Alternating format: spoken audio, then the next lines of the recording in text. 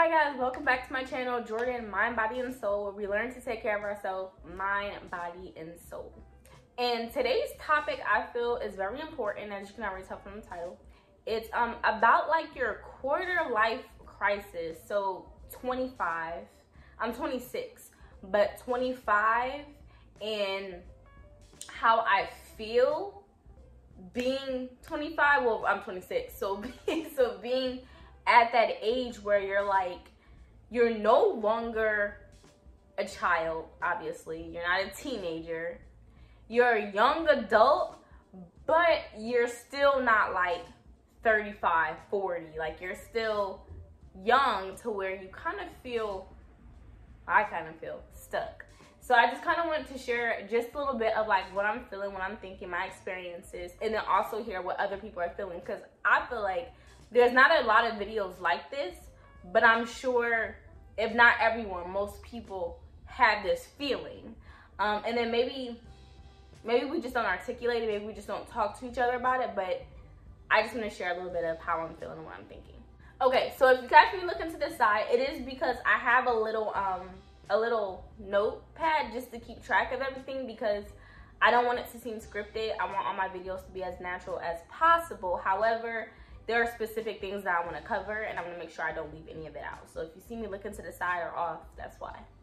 Okay, so the first thing that I had to realize is that I feel like, in a sense, we were lied to when it comes to the image of a 25-year-old. And the thing that I always revert back to or think back on is like when I was little, my sister and I, we used to play a game, MASH. And basically with the game, like, you'd pick a spouse, or you'd pick a number of spouses, you'd pick a number of kids you like to have, what kind of car you'd like to have, and what kind of house you'd like to have. And let's say there's 3. So for the first 2 of each category, you'd pick someone ideal. So I'll say my boyfriend now. And if not him, then I'd say, okay, J. Cole. Okay, and then if not this person, then the very last person is someone usually the other person playing the game with you picks. So it might be someone you could like never, ever, ever see yourself with. So let me say like one of my exes. Okay, so that person. And then basically the way the game's laid out, you'd select all of it. So let's say I pick 5. And then so I go 1, 2, 3, 4, 5. And when I get to 5, I X out who it is until you're left with your spouse, your number of kids, and your house and car. So when I was little playing that game, like I'd say I probably played it from about 4 to 10, let's say. I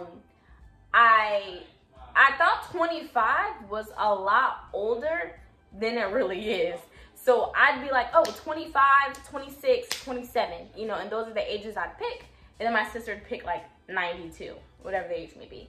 But the point is that in these times, I felt like it was ideal. Like, it was normal to be like 25. And then I'd be like, okay, I'm going to be 25. I'm going to have 3 houses. I'm going to be a millionaire. I'm going to have a husband. I'm going to have 10 cars. I'm going to have 10 million in the bank. And I feel like a lot of that came from imagery, from movies, and from media, either TV or something else, that made it seem like that's what would be happening at 25. Now, that's not to say that there are like no people at all who are 25 and with that lifestyle, but it's far and few in between. If you were to gather like all the 25, 26-year-olds in the world, and you looked at the living conditions of every single person, yes, you're gonna have some people who are in extreme poverty. You're gonna have people who are on the other end. They're like doing very, very, very well. But on average, most of us aren't gonna live that. And it took a little bit of self-realization for me to really notice that kind of like the expectations that I was sitting on myself and the expectations that I was putting around being 25 in comparison to what society thinks it looks like, and to like what I'm living and what most people, my cohorts and everyone else are experiencing, is different. So then I start to see and realize that you don't have to be 25 and have it all figured out. And I feel like even some of the people like we look up to, we may be looking at them a little bit younger than what they really are. Of course, like I said, there are going to be some people who reach those accolades at such a young age, but most don't.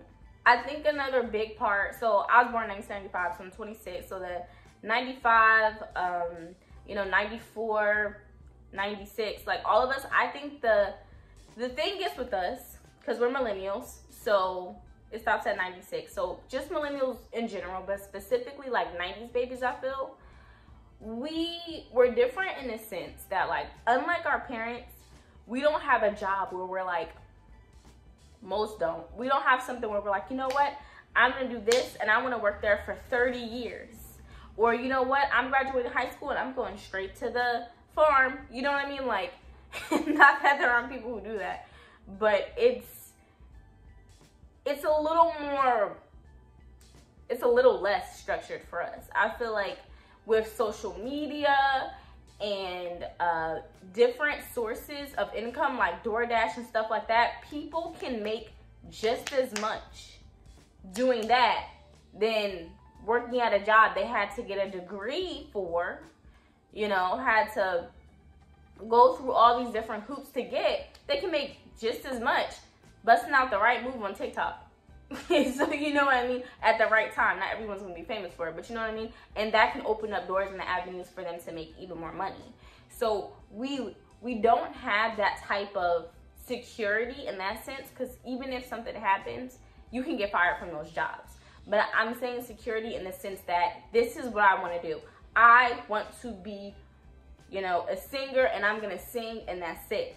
Or, you know, I'm gonna work in the factory, I'm gonna work in the factory and that's it. Like, we don't have the same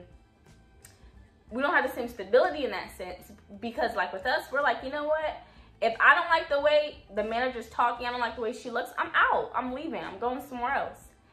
And I feel like our parents put up with it a little bit more. So in that sense, they're probably like, you're so sensitive. But like at the same time, like, we're not gonna sit here and just deal with disrespect and, you know, something we don't like, if I gotta, you know, put in my work, put in my labor to make you successful. So that's something else I take into consideration, because that kind of goes hand in hand with the idea of what does 25 look like. So I also had to kind of detach myself and realize that although like I'm a person, a 25-year-old woman, it breaks down into more subgroups. So I'm a 25-year-old, boom. I'm a 25-year-old woman, boom. 25-year-old black woman, boom. 25-year-old black woman in Houston, boom. You know what I mean? So you can really break it down and find like, okay, so out of everyone who fits the criteria, most close to mine, like super, super, super similar people, how are we living? What do we look like? Where do we come from? And it has so many more moving parts to just saying, okay, me as an individual versus everyone that's 25. I hope you guys are staying with me, because that can happen in any sense, in any context, anywhere. But what I'm trying to say is, like, instead of comparing myself to a whole group of people who come from other backgrounds, other opportunities, less opportunities, whatever the case may be, is gonna make a difference. And although all of us have that distinction where we're coming from different things, it's like there's one representation of us. And that's frustrating for me, because I'm still trying to navigate and figure things out while feeling the pressure of still fitting into the higher group. Not that I don't mean higher as in they have more power, but the more common group. Okay, I want to wrap this video up because I want it to be straight to the point. So I want to normalize us feeling this way, like, okay, I'm 25 and what I expect to have at 25, I don't. Or I'm working towards still, or, you know, it's kind of out of my reach, but I'm getting there, whatever the case may be. To normalize looking at it and like, okay, it's over there, I'm still on my way. Anybody else was like, 25, you're young, like, go ahead, live your life, figure it out. Which is cool, but when you're in that situation, it can feel a little stressful, because you're like, okay, I need stuff to do, you know, I need a house, gotta maintain my car, I gotta get married, I want kids, you know, whatever it is that you feel like are your personal expectations. 25 is where 30 is like, hey girl, how you doing? Okay, I'll give you some time, but I'm on my way, okay? So it's like, it's right there. So it's backing up and realizing, hey, I'm on the other side of my 20s, so I'm like, I'm growing up. I don't really have much time to mess around. I don't really have much time to play games. I need things that are serious and steady. And that goes in all aspects, being that you're like, okay, let me start figuring things out. I don't have any regrets. So this isn't in a way saying that I regret anything. I graduated from high school. I graduated from college. I moved to Houston. Like, as far as doing the things that I felt like were necessary to do for me to be put in a situation to where I can be my best self, I feel like I'm doing. But I feel like I'm also at the point where I'm like, okay, what's next? Because for me, I enjoy where I work. I enjoy what I do. But I always knew and always know and will always know that my living, my fortune isn't going to come from working for other people. It's going to come from me doing what I can for myself, to build my own brands, to build my own businesses, so that me and my boyfriend can come together and advance into whatever we choose to do. That's the type of mindset that I have. So it's frustrating because I'm trying to juggle, still working and figuring out, how I can be the best, worker while I'm working, and learning along the way so that I can use this for my life, but still, promoting my business, but still working on my business, but still writing my books, still doing these things that I know are going to get me to where I'm myself. I'm the brand. I'm my income. You know what I mean? Not me working for someone else, which again is no problem if that's what someone wants to do. But I don't see myself as the type of person who's going to be like, oh, I'm going to give this company 30 years and then I'm going to get advanced here and then get advanced here and then I'm going to be at the top. Because one thing can happen and you can lose all that. And on top of that, you can leave money and investments and, different things that you've acquired from that job to your family. But I feel like there's nothing like being like, you know what, y'all can have, to your children, to your family, to your tribe, whoever or whatever it is. I got a couple of businesses for you guys to have. You guys can keep on my legacy. You guys can keep on my businesses. That's different than money, because money they can blow through. You can have somebody who leaves a fortune for you and your kids blow it. You know what I'm saying? So it's at that time where I'm just doing a lot more introspection. Like, I'm so introspective right now to where I'm constantly thinking of like, why am I doing this? Where did I do this? How did I start doing things? And it's beautiful because I don't want, in this sense, I guess the word crisis to be seen as me like melting down, trying to like get it together. It's just more so of like a introspection and saying, okay, hey, look, which way are we gonna run? Like we said that we were gonna get to step 10. We're at step 10, but before we take step 11, which direction do we want to go? So it's more so me trying to figure out how to get to the next spot. So that pretty much wraps up, guys. I mean, it's pretty much straight to the point. It's okay not to have it figured out. And this is something I also recorded this video so I can document it and go back and look at it for myself. Because sometimes I do get like caught up in where I think I should be, what I think I should be doing, that I'm missing out on some of the things that I'm experiencing and accomplishing right now in this moment. So if you are 25, 26 and you're kind of like, I don't know. It is to say that it's normal and that we don't have to have it all figured out, but it doesn't mean don't plan. It doesn't mean just kind of chill and kick it here. You still can plan and execute, but just be aware that all of us are going through it at the same time.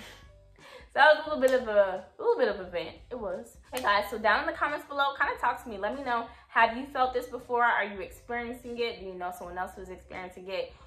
What is it that you do to help you get through it? Because at the end of the day, I think it's just reminding yourself that it's okay to be any age really and not have it figured out. But I'm just learning as I go.